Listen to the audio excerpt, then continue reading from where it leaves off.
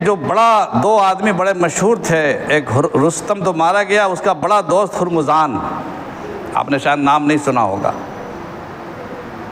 وہ پکڑا گیا، قید کر لیا گیا، اور قید کی حالت میں اسے مدینہ منورہ لایا گیا، حضرت عمر بن خطاب رضی اللہ تعالیٰ عنہ کے سامنے اسے پیش کیا گیا۔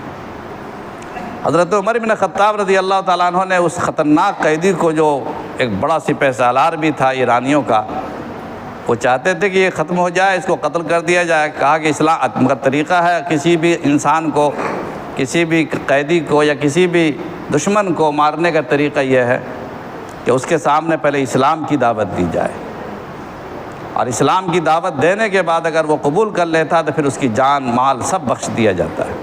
یہ طریقہ ہے اسلام میں۔ اسلام میں یہ نہیں کہ صرف دشمن ہے اس لیے مار دیا جائے، نہیں، اسلام اس کا قائل نہیں کہ دشمن قوم کا ہر فرد ہمارا دشمن ہے، چاہے وہ کتنا بڑا انسان ہو۔ یہ جو معیار بنا لیا گیا ہے غلط ہے۔ دشمن قوم کے وہ لوگ جو ہمارے مقصد سے اتفاق رکھتے ہیں وہ ہمارے دوست ہیں۔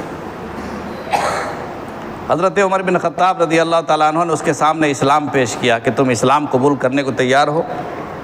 ہرمزان نے کہا کہ نہیں، میں اسلام قبول نہیں کر سکتا، میں اپنے آبائی مذہب پہ قائم رہوں گا۔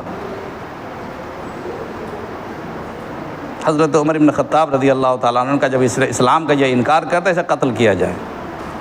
جلاد کو، سپاہی کو حکم دیا کہ اس کو قتل کر دیا جائے۔ ابھی اس کی تلوار اٹھی تھی کہ اس نے کہا کہ 1 منٹ، مجھے پیاس لگی، پانی تو پلا دیجئے۔ ہرمزان نے کہا پانی تو پلا دیجئے۔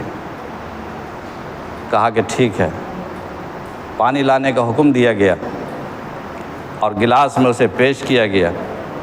اس نے گلاس میں پانی کو لینے کے بعد یہ کہا کہ حضرت عمر فاروق سے مخاطب ہو کر کہا کہ امیر المومنین، کیا میں جب تک یہ پانی نہ پیوں تب تک میری جان آپ بخشتے ہیں، جان معاف کرتے ہیں؟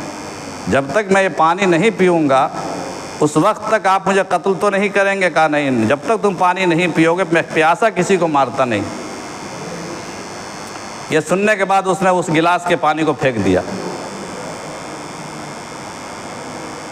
کبھی آپ نے وعدہ کیا ہے کہ اس پانی کو جب تک میں نہیں پیوں گا آپ مجھے قتل نہیں کریں گے، اپنا وعدہ پورا کیجئے۔ پانی تو ہے ہی نہیں۔ دیکھیے کیسے شاطر لوگ تھے، مگر مسلمان کبھی اپنی زبان نہیں تبدیل کرتا ہے۔ اسلام میں دھوکہ نہیں ہے، اسلام سچائی کا نام ہے۔